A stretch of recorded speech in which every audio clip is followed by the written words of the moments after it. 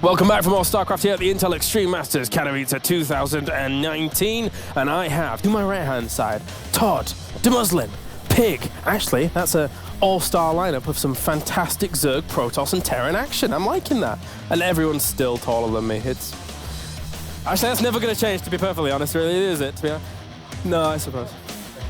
Why do I have a box? I'm okay with my height. I've always been okay with my height. Like that. Production has always forced me to use a box, but today, no more. You said no, you fought back. That's right, I did. They came out with the box. Anyway, beyond that, we're going to be moving into our next series. It's going to be SOS going up against Leenock. Guys, I want to get your opinions on this, because one of these players will be moving on into the round of 24. Todd, I'm going to start with you. What's the question? SOS versus Leenock. Who's going to do well, etc.? I feel like SOS is riding some good momentum, but so is Leenock. I would definitely favor SOS, like being a previous champion and like in this kind of tournament, usually delivering. So I'm going to go for SOS being a favorite, but Leenock, like we saw his Nidus. We knew that Mana knew that he was coming, and Mana still couldn't do a thing about it. So maybe we'll get more answers. I hope like we see some similar builds and maybe SOS doing a little bit better in terms of actually countering the aggression from Leenock. Difficult to deal with these Niduses at the moment for some of these Protoss? What do you think? Actually, I think SOS, as far as Protoss players go, is one of those guys that absolutely relies on his brain as opposed to his mechanics. Like, he's got a beautiful, beautiful mind. And if he knows that Leenock is very aggressive, SOS has been kind of sailing in Korea for a while. Like, he came, I think, first in his GSL group. So he's top 16, he's looking very fresh. And if there's one way to beat Niduses and beat all this aggression, it's kind of outsmarting your opponent. And if anybody can do that, it's SOS. You'd be surprised, I suppose, if SOS kind of goes down towards the lower bracket. I mean, last year, Pig, he did finish in that 9th through 12th spot, so he was towards that final bracket of a tournament like this, and he always kind of performs well on these prestigious stages. Yeah, and I think especially where, you know, we're talking about Leenock being a bit cheeky, being a bit aggressive. Can SOS stop it? Absolutely. SOS is the guy who has shown some crazy good timing attacks recently. He's loving the robo-first openings. That gives you the ability to get out earlier models to snipe down Nidus Worms. But not just that, we saw his +2 timing attack with the Mortals and Archons versus Solar. Just absolutely blitzed him. You know, I remember Artosis commentating that one and just going, oh, surely this isn't going to work. And it just works brilliantly, you know, because he just knows how to make certain timing attacks work better than other players. So I don't think SOS is really going to fall for any of Leenock's early game shenanigans. But what was the score between SOS and Namshar? It was 2-1, correct? 2-1, yeah. Right, so he can bleed. He is vulnerable. And I mean, when you compare Namshar and Leenock, I'd say they're both probably similar in levels. So I can't count Leenock out, but I do think SOS is the big favorite. Todd? Those SOS want to sit back and defend, though. Maybe he takes the fight to Leenock and proxies him. You want to play aggressive with me? I'll show you who the real aggressive player is. Yeah, he's very capable of it. He's the wildest card, the wildest player we have in StarCraft II, or one of those. Yeah. And when it comes down to big money tournaments as well, SOS is the guy. I just remember that finals of him against Hero, where he proxigated not once but twice in a $100,000 to 0 tournament. So, yeah, the man's got balls. That was quite the tournament, to say the least. All right. Thank you very much, gentlemen, as I'm going to shimmy across once again for our qualification match. And we have Maynard and Rotterdam here for the next match here to find out who moves on into the round of 24. Guys, what are your thoughts?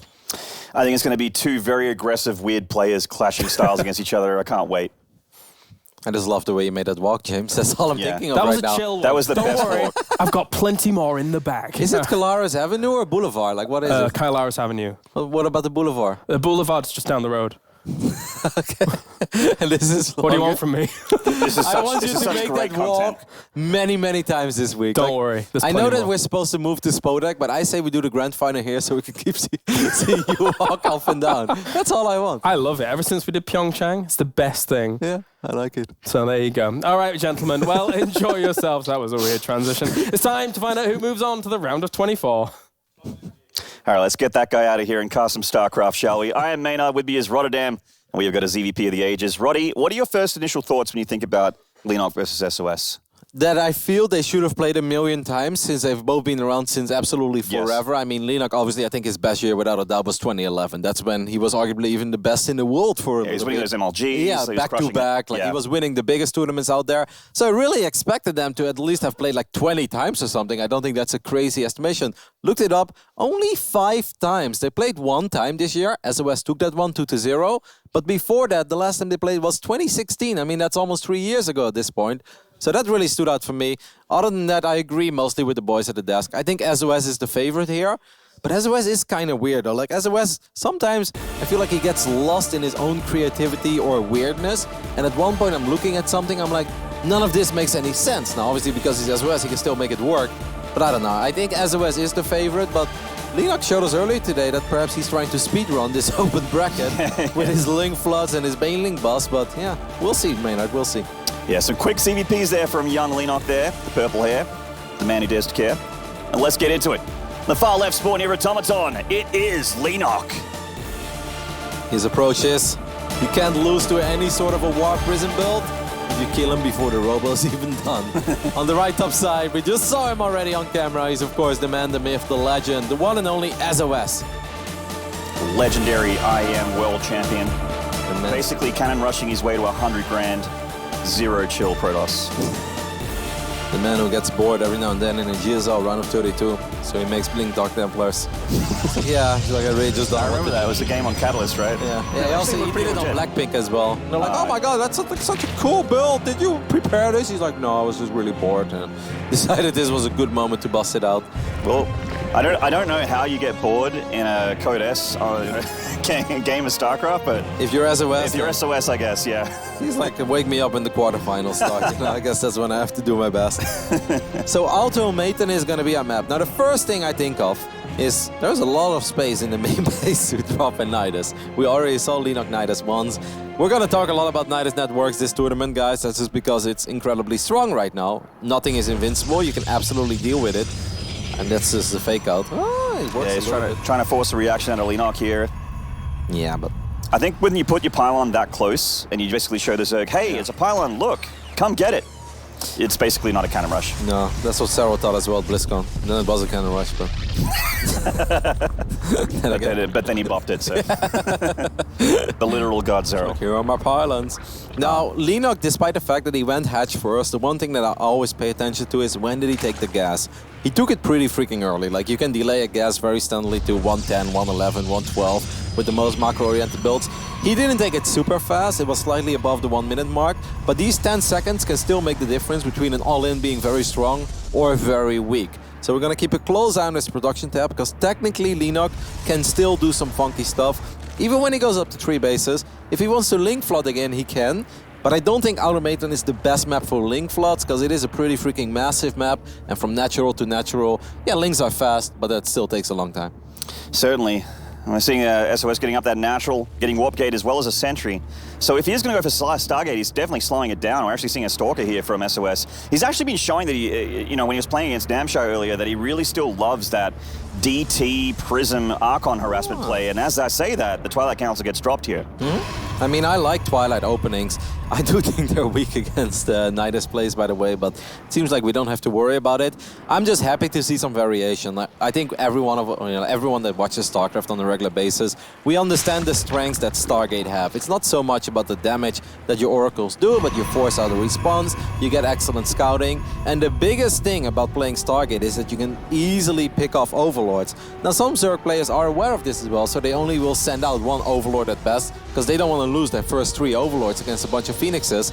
But in a way, the Stalker will keep this overlord at bay, and there are no other overlords out on the map because, well, Zerg players don't want to lose those overlords for free, and that actually makes it a little more viable to go for some of these Twilight builds again. So this is looking a little bit interesting, more like a Templar Archives build here from SOS. We see Charge get dropped in the production tab. Lair halfway done for Leenock. Of course, that's a scary tech for the Zerg. And the Protoss, as he drops his extra gateways, it does really look like he just wants to go high Templar, Charge, Lord Archon. And now I want to see if Leenock starts building Spore Crawlers soon or not. I think if he wanted to build Spores, he would have already started with them. This is kind of a weird moment to start making a bunch of Zerglings. I don't know if he's doing this because he's worried about 1 or 2 Adepts making their way to the other side of the map, or if this is just going to be a never-ending swell of Zerglings to deal with the Prism at home, but at the same time deny a Nexus on the other side of the map. Okay, this is Nidus again. I mean, he took that gas fast, But this is a weird Nidus, because it's not the quickest possible Nidus. It's a 3.5 base Nidus as well. I know we saw this earlier today, guys, but I think that was of less drones than what he's currently working with. And it's going to be Queens and Lings loading into this Nidus worm, and SOS is going to have charge. So on paper, it looks all right for the Protoss as far as tools go, but if the worm pops, of course, it's already bad for you as a Protoss. Yep, I mean, Zealots are good against Lings, but if you don't have +1, if Lings are in big numbers, it's really not that bad. That is true. Oh, did he just barely miss it overseer? Are you kidding me? I really think that SOS needs all of his units at home right now. He's going to see it. Because the Prism sees it. Yeah, but is that too late? I think you need to recall those units, right? Like, obviously, he can deal a lot of damage with these Zealots, don't get me wrong, but he needs more stuff at home. Oh, no, the units were not in hold position. That is incredibly bad because you have so few units to work with. I think SOS is in a lot of trouble. I mean, if the Dark Shrine was done now, I feel like maybe he can Hail Mary a defense out of this with the Dark Templar, but this is just terrifying for Leenock. He has an Overseer with the Armory anyway. Big pro pull here from SOS. The Zealots trying to hold on, but with his Queens, it just doesn't feel possible, Roddy. Yeah, a lot of drones are going down, but this is the problem with losing 5-6 Zealots on the other side of the map. Eventually, 14 Lings will hatch. They will take care of these Zealots. Against both like this, you just simply need everything at home because you have so few units to work with to begin with that you cannot afford to have a Prism and 5 Zealots on the other side of the map.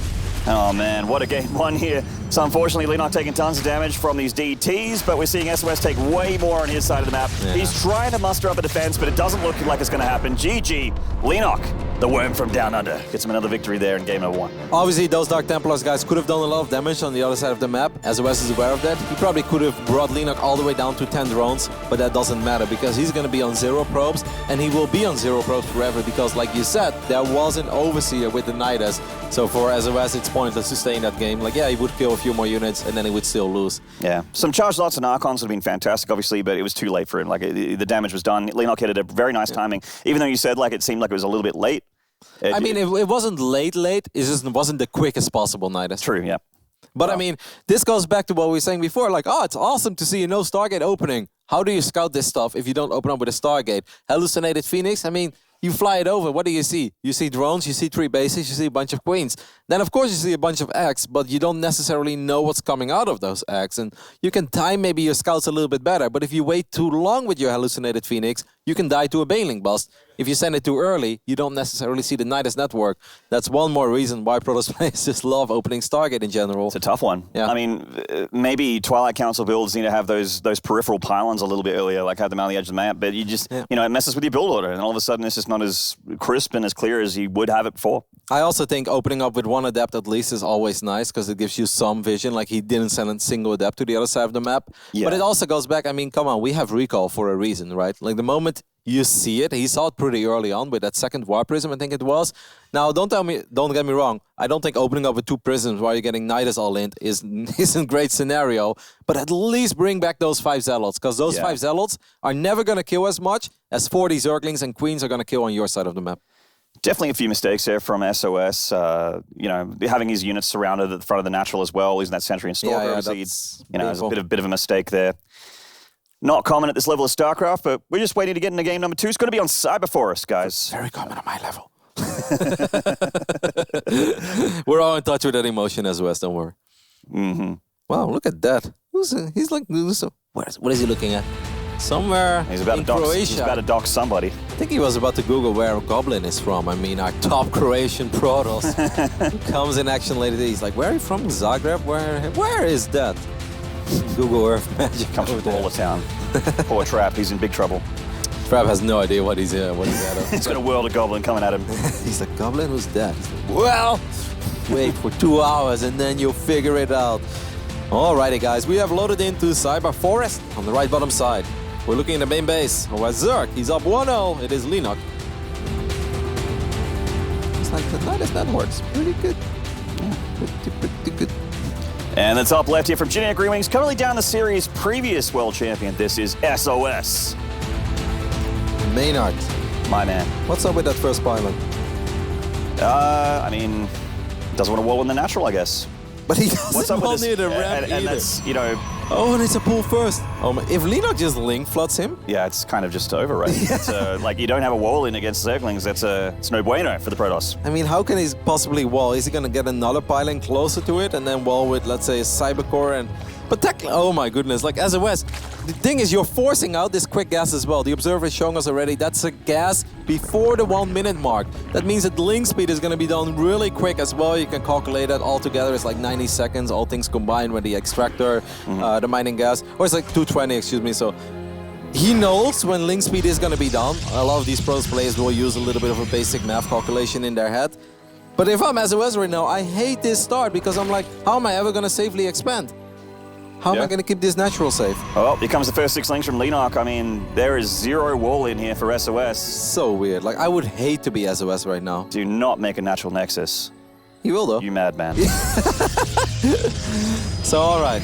For all of us normal, ordinary StarCraft players, Scratching my head over here. Yeah, we'd be like, yeah, this is the reason why we went Forge Fast Expand and Wings of Liberty, because we could never keep our Nexus safe. SOS is like 9 years later, it's like, no, don't worry, guys, this is fine. I don't see how this is fine for SOS, but let's see. Link speed starting there for Leenock, and he's got this first know yet? Sorry, I don't think he's scouted just yet. Okay, he's gonna be so confused when he sees it. He's like, oh, nice, so I should just never stop building Zerglings. That's what you want me to do? And he will poke the ramp when he sees that the Nexus is like, you know, largely undefended. Or is he just gonna sit here and just do damage? I think he's technically gonna be okay. Wow, let's take a look at this production. He's shift clicking the links back home. That is crazy. My God. I mean, that is absolutely crazy to me. Like, I think link speed is going to be done around 315, 320, which is really freaking fast. He tries to surround the Adept there. Maybe he wanted a few more drones. No, he's making 4 more. I mean, then it goes up to 23. I mean, Leenock is just assuming that SOS has a wall on top of the ramp, like some kind of, you know, gateway cybercore wall in. But as a Zerg player, I would even be okay with link flooding and killing that Nexus. For sure, yeah. I mean, once this wall comes up in the natural, SOS gets away with his opening. He's about to have a hallucination on that Oracle, not an Oracle, on the Sentry as well. I mean, that's a pre-3 minute there. That's Leenock is feeling the Nidus worm, man. I think this might be another one. It's like, you know, I like all these complicated composition, guys. Don't get me wrong, Vipers in fastest late game, it's doable. Hydra Bane, I like it too. You know what's good? Nidus. Leenock's pretty aggressive Zerg's been showing a lot of the, I mean, the current version of the Worm is great for players like Leenock who love utilizing those really powerful tools for Zerg. And this defense for SOS is completely fine. He's not going to get cracked with these lings here, but of course, we're feeling like the damage is going to be coming from probably inside the main of SOS. Yep, I mean, take a look at that Overseer that's already getting close towards the main base. Maybe he wants to see where pylons are. Frope's going to put something on the edge here by the looks of things. SOS is looking on the edge of his main. So what SOS should probably do here, that's a 3-gate opening, right? How traditional is this? Like maybe warp in 3 Zealots at this point and keep those Zealots in your main base? Please don't move out, SOS. As the Nidus network getting dropped back on home for Leenock. Please don't move out. There's really no reason for you to move out. Okay, Leenock's going to get us around, and it looks like he's going to pick off at least one of these sentries. And he burns all the energy as well. Another sentry? Wow. It's Why? Why, Maynard? I mean, you're the Protoss expert, man. You tell me. I'm confused by this. That's why I'm confused. Okay, well, at least he's sending units into the main base. At least I feel like he doesn't know. He scouted, obviously, with a hallucinated Phoenix. He knows Leenock is still on 2 bases. But this is such a weird game because SOS right now is a Protoss that's opening up. Okay, he's gonna shut this down. This is obviously awesome. There was no need to move out, but this is great. He's gonna be able to shut down that second one as well. And Leenock's gonna be like, why are you standing in your main with like 3 sentries and 4 stalkers? This makes no sense. Leenock could actually spam Nidus Worm heads here. He can actually afford to get a couple at once. He's dropping one down here in the natural, and SOS is starting to target it down, but it is going to pop. The Queen's come out, but no transfusion, so that's 3 Queen pickoffs there for SOS. Yep, that is absolutely perfect for SOS. That's the ideal scenario. A couple units on load, but not enough to save that Nidus, and that means that he's just getting further and further ahead. There's another Nidus going up in the main base, though. It's 37 Zerglings, but it's quite a few gateway units already. There is quite a few. Both players in the heat of the action here. The Lings realizing that there's a little bit too much Protoss here in the main, that they might not be able to crack through. It is mainly Stalkers, and Zerglings would love to surround that.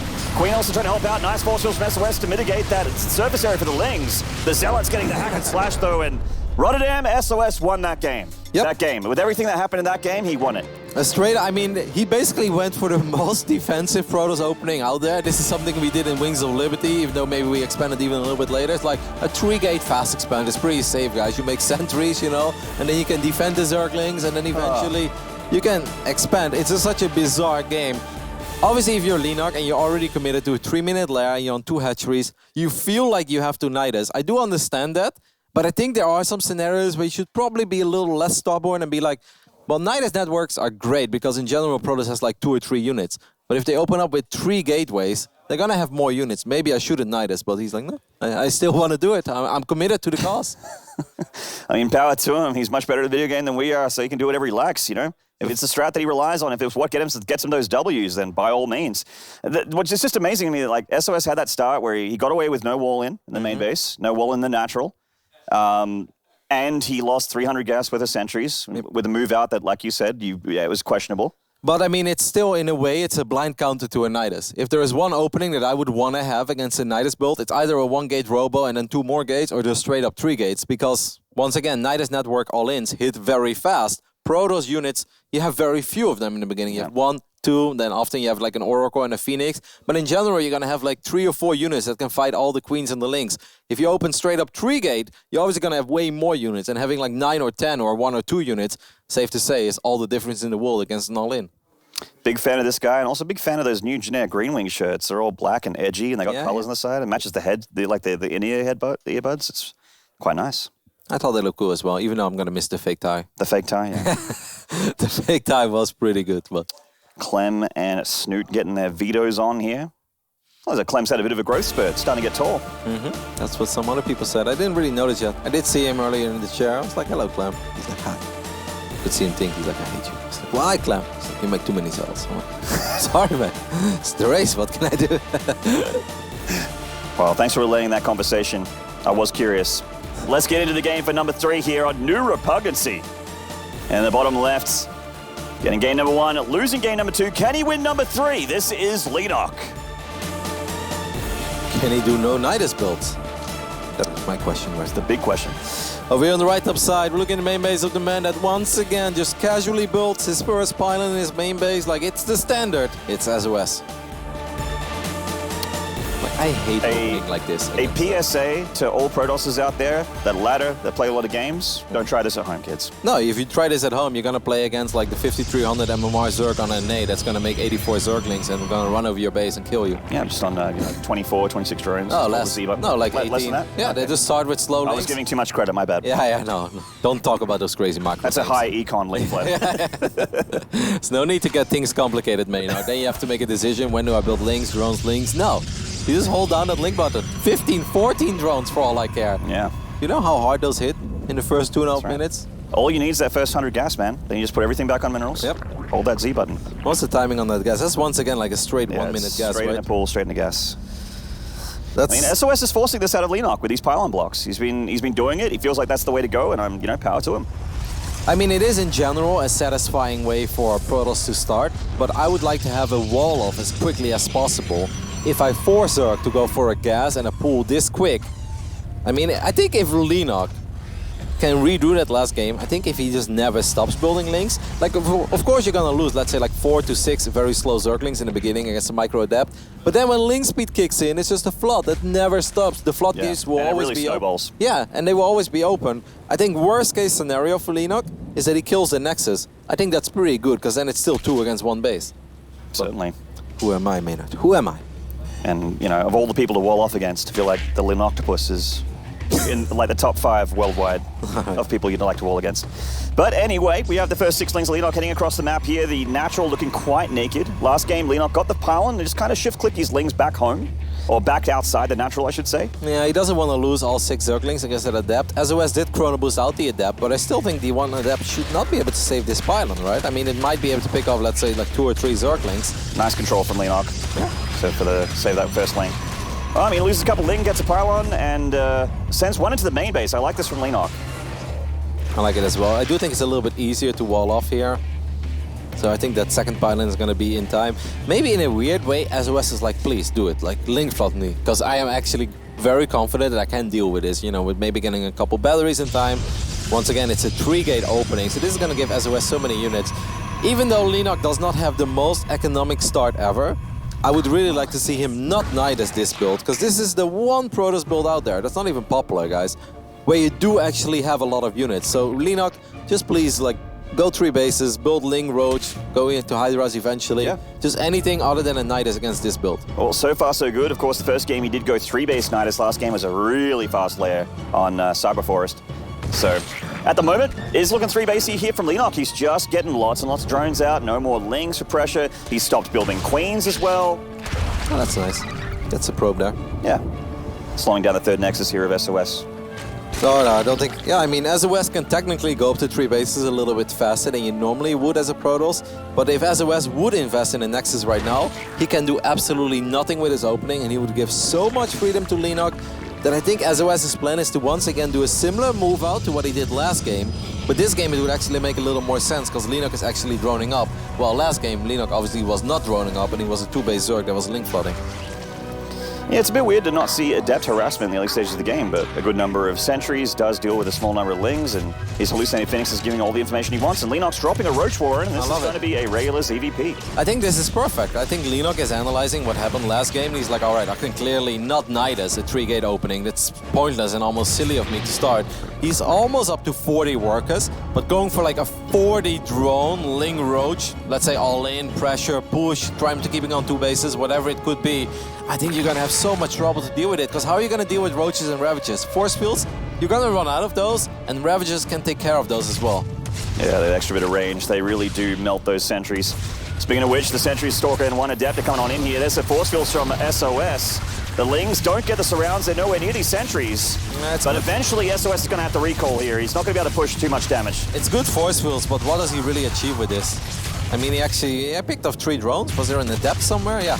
Adept in the main base. 1 Adept got 5 drones? I think it must be damage at the third end in the main. Exactly, a combination. 3 in the main, 2 over here on the north side. But it's kind of nice, because obviously SOS didn't lose that much. But it still feels like the real units, and with real units I mean anything that can basically fight a high number of Roaches, is a long way off for SOS. His Robo just now finishing up. He is starting +1. He's gonna open up with the War Prism here. I'm having a hard time imagining that SOS can comfortably go up to 3 bases. I don't see it happen personally. Yeah, there's tons of Lings, and when you just have sentries and a handful of Adepts, like one Zealot and a Stalker, it just doesn't look like a very good anti-Ling army. If I'm Leenock, I never stop building Roaches here. I really wouldn't drone anymore. He's got 16 more Lings on the way. Yeah, I mean, I don't hate it. I really would not, I would never stop building units here if I'm Leenock. Because the moment you start building units, you know you're gonna get harassed by a War Prism, you're just gonna chase after this Prism left and right, you're still gonna lose a couple drones here and there. I think if you just go for a never-ending swell of units at this point, you fire up Roach speed, obviously, and then it's just Roach, Ling, Ravager. I don't see how SOS expands, and if SOS doesn't expand, well, then you have 1,000,000 units to defend. Also sounds pretty good to me. Yeah, you try to take a third Nexus now, drop that pylon in there, you don't have any Oracles to hold on to it, because it's not a Stargate opening. And you don't have any Immortals. So the first one is on the way here. And Templar Archives, I mean, yeah, Archons are great, but he's still a long way away from having them here against Leenock's army, which is not only huge, but moving across the map. Yep, and he's going to be able to find a couple of these sentries, perhaps good movement there by SOS, but yeah, that Nexus we were talking about, it's not going to happen, guys. Oh, that's a kill as well, Wow. not a cancel. Yep. That's a big mistake there from SOS, but I mean, he's going to have to lock things down in this natural. Leenock is going to put on a lot of pressure here. I must say I'm a bit shocked to see Leenock having 800 minerals in this phase in the game. If you're gearing up for an attack, you really want to have 0 minerals in the bank. But these Ravages are going to be quite safe, they're going to be very annoying. And I don't think Leenock has to win the game here, because we're still talking about 3 versus 2 bases. He's in an incredibly dominant spot here in this game, and he's just droning behind it, because why not, you know? I love it. I think that's very smart. He's going to pick up some production facilities. He kept SOS on 2 bases, didn't take any damage from the Prism. I'm so much more impressed this game by Leenock than any of the other games, because game 2 to me felt really stubborn. It's like, I want Nidus, I'm going to go Nidus, even though it really wasn't the right call. This time it really feels like, hey, if you want to blind counter my Nidus opening, I'm going to counter what I think, or I'm going to play what I think is the counter to your counter to my Nidus. In this game, I'm a lot more impressed by everything that Leenock is doing. Wow, that's deep. Well, yeah, there's important Archons coming out here for SOS, which is going to make him... That's another cancel, mate. That is another cancel. Hopefully not another kill, because that's 400 minerals down the toilet. Corrosive ball! Yep. Yeah, I guess the cancel there. Well, I mean, if the Archon count gets a little bit higher, I can see SOS maybe trying to hold on to third base a little bit longer, but Leenock's had enough, because he's holding that R button. Tons of roaches coming out here, and he's just going to move across the map on 52 workers. We have seen some magic happen when it comes to War Prism, a couple Archons and Immortals though, so I will absolutely not call this game over, guys. I've seen Protoss hold bigger supply deficits than 50. Yes. But I still love everything that Leenock has done in this game, and I also think that sOs has analyzed quite well what is happening, made the right choices, wasn't overly stubborn, didn't lose units defending a Nexus that he could clearly never defend. But I mean, the numbers in general don't lie, and sOs is gonna need absolutely stellar defense, and he should not be moving out. Yeah, this is a questionable move out here, perhaps misreading the situation from sOs. Now, the things that he does have going for him is that he is going to have plus to attack very shortly, which means these Archons and Immortals are going to be pretty good against this army. But if he's surrounded by the Zerg away from his infrastructure, that's going to be pretty bad. And the Zealots are going to be really sick against these Lings, by the way. Sure, and if the Lings disappear, I mean, Ravages are very, very squishy. Nice force fields. He's going to be able to surround those Lings, getting a few of them with those Zealots. Leenock should probably come in from two angles. I think he should come in from the right and from the top side. I know that's risky because I know force fields are scary, but I think that's the best way to do it. I agree. Dodging a few of these biles, one of them connects to the sentry there, but sOs is doing a nice job with these force fields. Carving through that roach number of Leenock, which, by the way, is still quite high. He's up 70 army supply, warping in a few more sentries here for those force fields. Eats another bile there, triggering Heart and Shield, losing a sentry, losing another sentry. Wow. sOs is trying to hold on. Where's that Warp Prism from earlier? Did it make it home? Yeah, no, it's actually somewhere. I'm very shocked, because if he has a Prism here, I think this becomes so much easier. Now the Archons finally start falling. That's two Archons that go down already. And the barriers have already been activated. sOs, where is your Prism? Now you start to lose these Archons. This is starting to go the Zerg's way here. It was already looking pretty good for him. Zealots get warped in. His Prism's in the main base. Doesn't look like he's doing anything at the moment. sOs may be getting stretched a little thin here. That is a lot of Immortals, but most of them don't have barriers. Crossbar once again is going to activate a couple of them. sOs still doing good, and those upgrades don't lie, but there's just nothing to tank. This is where you need a Prism. Leenock has he's broken the floodgates here. sOs cannot hold on anymore. And this is going to be a W for Leenock, pushing sOs's Immortals all the way back to those shield batteries. The third base is forfeit. The natural next on the menu here for this aggressive Zerg. And a weird game from sOs. I mean, Leenock's just flooding units across the map. There's that War Prism. It's a little bit too little too late, unfortunately. Yep. I mean, even though not too many probes have gone down, but I cannot imagine that these probes that are here at this third base are somehow going to make it home.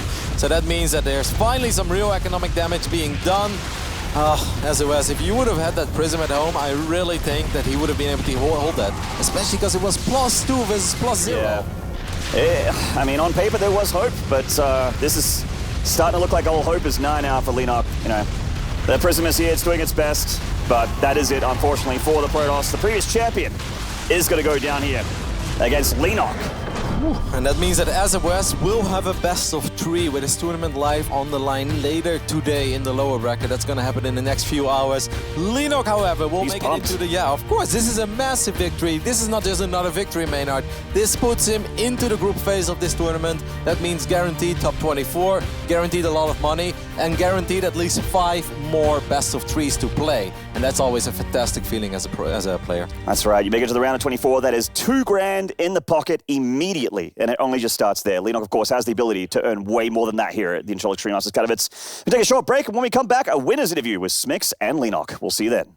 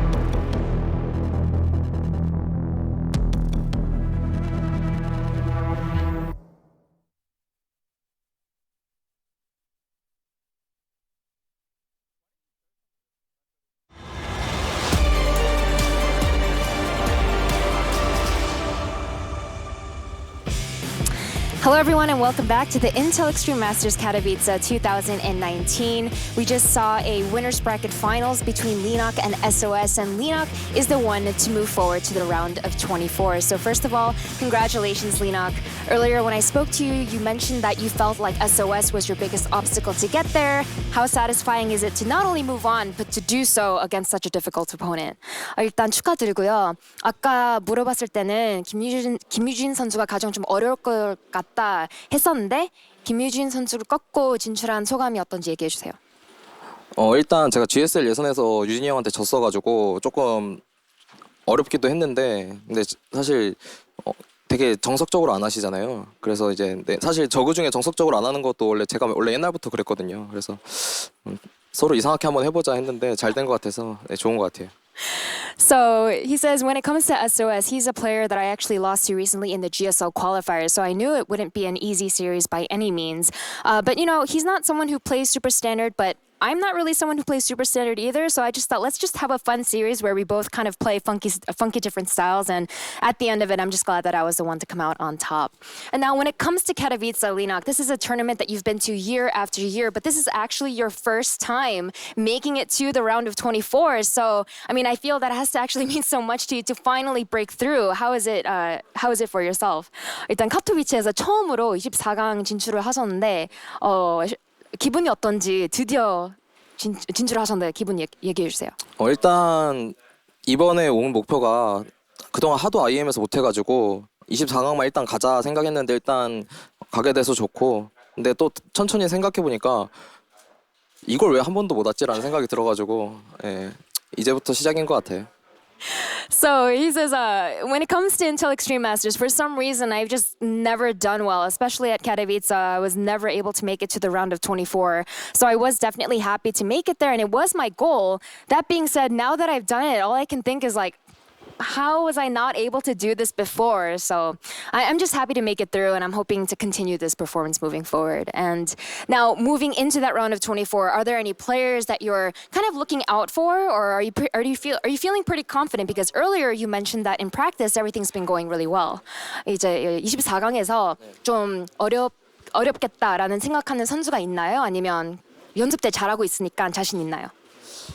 일단 아무리 이제 24강이 다 잘하는 조라고 해도 개인적으로 C조는 조금 그 중에서도 너무 조가 기분이 나쁘더라고요. 그 조는. 그래서 C조는 좀 피하고 싶고, 그 다음에 뭐 누가 있죠? 세랄, 로그 이노베이션 이렇게 있어가지고 그냥 그 조는 피하고 싶고, 사실 어딜 가도 요즘 연습 때만은 잘하기 때문에 연습 때만큼만 하면 다 할만한 것 같아요. So he says, you're right, I have been doing really, really well, so I wouldn't really say that there's a specific player or anything like that. But that being said, I was looking at the groups and I saw Group C was looking pretty awful. It's full of players like Cyril, Rogue, Innovation, and so did not get a good feeling after looking at that specific group. So I would like to avoid that. That being said, as you mentioned, I have been doing really well in practice. So as long as I keep up my performance to what I've been doing in practice, I feel like I'll have a pretty good performance either way. So congratulations once again. And moving on to the round of 24 for the first time in your career. It's awesome to see that. Kalaris, back to you.